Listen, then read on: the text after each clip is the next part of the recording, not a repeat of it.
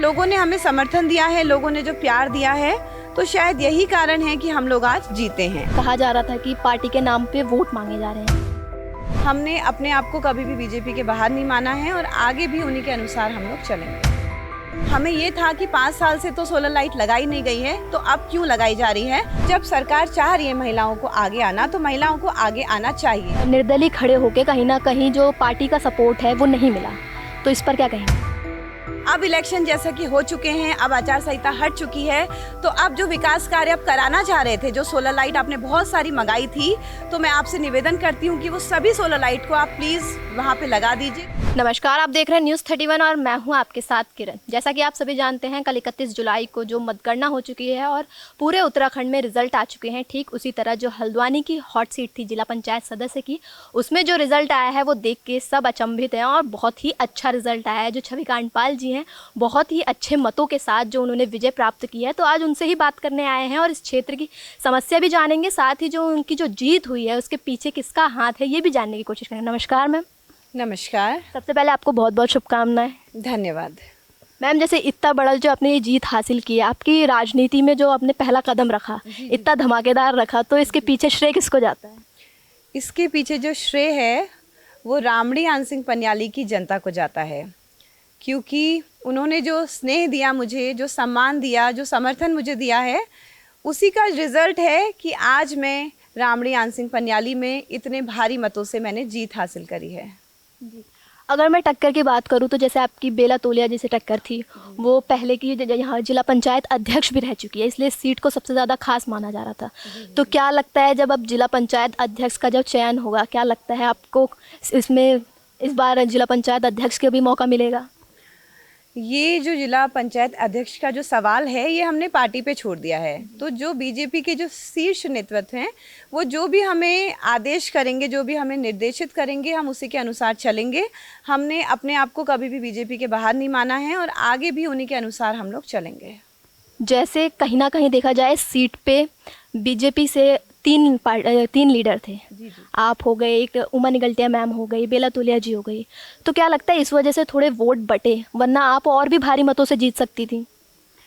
हो सकता है ऐसा, लेकिन हमने कहीं पर भी किसी भी पार्टी का विरोध नहीं करा, किसी भी प्रत्याशी का विरोध नहीं करा था। मैं अपना काम कर रही थी। हमने अपने क्षेत्र की जनता के साथ घूमे, हमने प्रचार करा, डोर टू डोर हम लोग प्रचार कर रहे थे और लोगों ने हमें समर्थन दिया है, लोगों ने जो प्यार दिया है, तो शायद यही कारण है कि हम लोग आज जीते हैं। दिक्कतों की बात करूँ तो दिक्कतें कितनी आई, क्योंकि अगर देखा जाए तो पार्टी से ना होके निर्दलीय खड़े होके कहीं ना कहीं जो पार्टी का सपोर्ट है वो नहीं मिला, तो इस पर क्या कहेंगे? जी। दिक्कतें तो आती हैं किसी भी काम को करने के लिए। अगर मुझे लगता है हौसला होता है तो आप कोई भी काम कर सकते हैं। मेरे साथ मेरी टीम थी, मेरे जितने भी समर्थक थे वो सभी यहीं के वोटर्स थे, यहीं क्षेत्रवासी थे हमारे। सभी लोगों ने बहुत मेहनत करी है। मेरे जितने भी साथ के लोग थे, किसी का काम दिख रहा था, किसी का काम नहीं दिख रहा था, कोई पीछे काम कर रहा था, कोई ऑन द कैमरा काम कर रहा था, तो सभी लोग अपने अपने लेवल पे काम कर रहे थे और जितना हो सके मतलब लोगों ने समर्थन दिया है, अपने अपने लेवल पे लोगों ने काम किया है।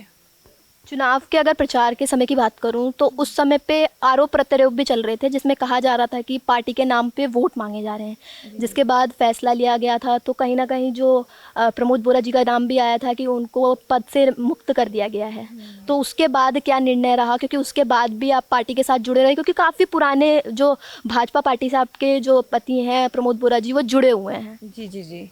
जो मेरे हस्बैंड हैं प्रमोद बोरा जी, वो पिछले 22 साल से भाजपा के कार्यकर्ता रहे हैं। तो पार्टी ने टिकट नहीं दिया था, लेकिन क्या था कि हम पूरे चुनाव में हमने कहीं भी अपने आप को बीजेपी से बाहर नहीं माना है। नरेंद्र मोदी जी जो हमारे प्राइम मिनिस्टर हैं इंडिया के, और पुष्कर धामी जी जो चीफ मिनिस्टर है उत्तराखंड के, हमने हमेशा उनको अपना आदर्श माना है और उनके पद चिन्हों के अनुसार हम लोग चले हैं और आगे भी चलते रहेंगे। तो मुझे लगता है कि मेरे हस्बैंड ने और मैंने कहीं भी हमने बीजेपी को दरकिनार नहीं करा था, हम उनके अनुसार ही चल रहे थे। हमने पार्टी को कभी भी बाहर नहीं माना है। प्रेरणा कहाँ से मिली जिला पंचायत सीट से लड़ने की?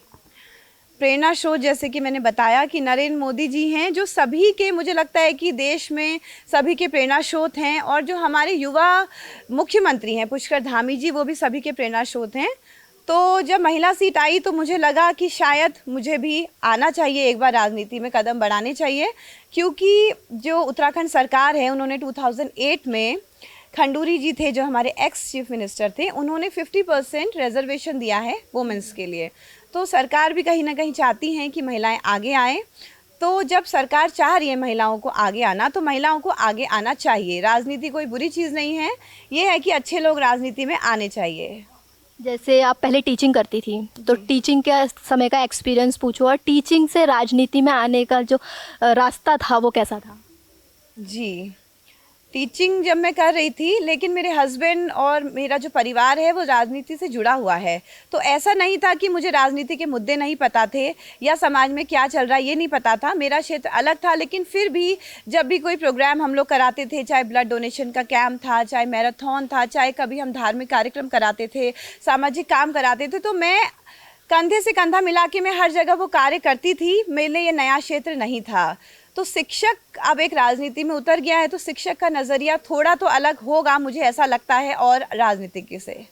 प्रधानपति वाले कॉन्सेप्ट को कैसे देखते हैं? क्योंकि आज भी हम अगर फील्ड पे उतरते हैं तो कई क्षेत्र ऐसे हैं जहाँ से महिला आरक्षण की वजह से महिला खड़ी तो हो गई हैं, लेकिन जीतने के बाद वो मीडिया से सही से बात नहीं कर पा रही हैं, अपने मुद्दों को नहीं रख पा रही है, कहीं ना कहीं वो पति पे निर्भर है। जी जी जी, मुझे ऐसा लगता है कि उत्तराखंड सरकार ने जब 50% रिजर्वेशन दिया है महिलाओं के लिए, तो महिलाओं को आगे आने के लिए उन्होंने दिया है। इसलिए नहीं दिया है कि खाली नाम महिलाओं को हो और उनका पति काम करे। तो महिलाओं को मुझे लगता है कि खुद से काम करने चाहिए। हाँ, कहीं पे पति की मदद हो तो वो ज़रूर ले सकती हैं। कभी महिला शहर पे नहीं है या उस जगह पे नहीं है तो उनके पति उनकी मदद कर सकते हैं। लेकिन मुझे लगता है कि महिलाएं अपने में इतनी सशक्त हैं कि वो सभी काम कर सकती हैं, और जब सरकार उनको बढ़ा रही है आगे, तो महिलाओं को ज़रूर आगे बढ़ना चाहिए। क्षेत्र की समस्याओं को कैसे देखती है? क्या क्या अभी समस्या, जैसे पिछले कार्यकाल में जो काम नहीं हुए हैं, कैसे काम करने वाली हैं? जी जी जी, क्षेत्र में बहुत सारी समस्याएं मैंने देखी हैं, और जो सबसे बड़ी समस्या थी वो थी सड़क, पानी और सोलर लाइट। 3 चीज़ें थी जो सबसे मुख्य समस्या थी, और इन 3 चीज़ों में भी सबसे जो मुख्य समस्या है वो है सड़क की। तो हम लोगों ने सोचा है कि विद इन द फ्रेमवर्क हम लोग को काम करना है। जितना भी बजट रहेगा, जो भी व्यवस्था रहेगी, हम उसके अनुसार हमने जनता के लिए काम करना है। हमने पहले भी यही बोला है कि हम काम करना चाहते हैं, और जनता ने हमें पसंद किया है, तो आज जनता ने हमें एक जिम्मेदारी दे रखी है। तो मैं कोशिश करूंगी कि जनता ने जिस विश्वास के साथ आज हमें जिताया है, मैं पूरी कोशिश करूंगी कि हम सभी कार्य जनता के लिए आगे करेंगे। सोलर लाइट की आपने बात करी, एक हमने आपकी वीडियो देखी थी, मतलब आपके हस्बैंड की एक वीडियो देखी थी, उसमें क्षेत्र में सोलर लाइट अब लगवाई गई। 5 साल से वो सोलर लाइट नहीं लगी थी, लेकिन अब लगी थी, तो ये मुद्दा क्या था? मुद्दा ये था कि आचार संहिता में, आपको पता है कि आचार संहिता में आप कोई भी नए विकास कार्य नहीं कर सकते हैं, क्योंकि ये इलेक्शंस का टाइम होता है, तो ये अलाउड नहीं होते हैं। तो उस बीच में वो कार्य किए जा रहे थे। हमारा विरोध सोलर लाइट का नहीं था, हमें ये था कि 5 साल से तो सोलर लाइट लगाई नहीं गई है, तो अब क्यों लगाई जा रही है। तो हम अभी भी ये कह रहे हैं कि जो बची हुई सोलर लाइट है वो अब चुनाव हो चुके हैं, तो वो बिल्कुल पूरे क्षेत्र में सोलर लाइट लगा सकते हैं जहाँ वो अभी तक लगा रहे थे। पूरे सोलर लाइट को मैं कह रही हूँ कि आप पूरा जगमगा दीजिए, ये बहुत अच्छी बात है। बस हमारा जो विरोध था वो सिर्फ इलेक्शन तक था, क्योंकि आचार संहिता लगी थी। तो मैं अब जो लोग चुनाव में लगा रहे थे उन दिनों, मैं अब उनसे निवेदन करती हूँ कि जितनी सोलर लाइट आपने बचा के रखी है, प्लीज़ आप उस क्षेत्र में अब सारी सोलर लाइट लगा दीजिए। मतलब कहीं ना कहीं ये ऐसा था कि इलेक्शन के टाइम पे काम हो रहे थे और उस बीच काम की याद नहीं थी। जी जी जी जी, हम यही कहना चाह रहे हैं कि इलेक्शन के बीच में आचार संहिता जब लगी होती है तो कुछ कार्य अलाउड नहीं होते हैं। तो वही हमारा ये था कि आचार संहिता में आप ये चीज़ नहीं करिए। अब इलेक्शन जैसा कि हो चुके हैं, अब आचार संहिता हट चुकी है, तो अब जो विकास कार्य आप कराना चाह रहे थे, जो सोलर लाइट आपने बहुत सारी मंगाई थी, तो मैं आपसे निवेदन करती हूँ कि वो सभी सोलर लाइट को आप प्लीज़ वहाँ पे लगा दीजिए। घरों के जो लोग हैं वो सभी आपकी सोलर लाइट का वेट कर रहे हैं। जैसे राजनीति में अब आपकी एंट्री हो चुकी है, शानदार एंट्री हुई है, तो आगे कैसे काम चलने वाला है? क्या निर्णय है, क्या सोचा है आपने? जी जी जी, अभी फ़िलहाल जनता ने मुझे जिम्मेदारी दे रखी है 5 साल के लिए जिला पंचायत सदस्य के लिए, तो मैं काम करूंगी। मैंने जनता को वादा किया है कि हम काम करना चाहते हैं, तो हम लोग काम करेंगे। मेरे हस्बैंड भी अलग काम करेंगे, मैं अपना अलग काम करूंगी, तो हम लोगों को काम करना है। तो यही हम लोग चाहते हैं, क्षेत्र की जनता के लिए हमें कार्य करना है। बस हमारा यही विज़न है फ़िलहाल, तो आगे का हमने अभी बहुत ज़्यादा सोचा नहीं है। क्षेत्र की जनता से क्या कहना चाहेंगे जो इतना अपार प्यार आपको दिया है? क्षेत्र की जनता को मैं धन्यवाद करना चाहती हूँ। रामणी आनसिंह पन्याली की क्षेत्रीय जनता में एक एक जनता को मैं धन्यवाद देना चाहती हूँ, उनका आभार व्यक्त करना चाहती हूँ, क्योंकि मैं केवल एक चेहरा थी। आप लोगों ने मुझे जो समर्थन दिया है, जो प्यार दिया है, मैं तहे दिल से उसका शुक्रगुजार हूँ और मैं आभार प्रकट करती हूँ। धन्यवाद। बहुत बहुत धन्यवाद मैम। धन्यवाद। तो देखा आपने, इस सीट पे अब नया चेहरा आ चुका है और इनका कहना है कि क्षेत्र के लिए अब विकास कार्य होंगे। 5 साल का इनको मौका मिला है और 5 साल में देखना है कि विकास कार्य क्या क्या होते हैं। जैसे कि पिछले 5 साल के कार्यकाल में जो काम रह चुके थे वो अब पूरे होंगे। आपने सुना ही, पहले से पूरा रोड मैप तैयार है कि 5 साल में क्या क्या कार्य होने हैं। साथ ही जो इनके पति हैं प्रमोद बोरा जी, वो पहले से ही भाजपा नेता रह चुके हैं, जिला मंत्री रह चुके हैं। तो उसके साथ ही दोनों को सपोर्ट अच्छा खासा मिला है इस क्षेत्र से। जनता का आपने देखा ही कितना अपार प्यार मिला है। तो इस रिपोर्ट में इतना ही। धन्यवाद।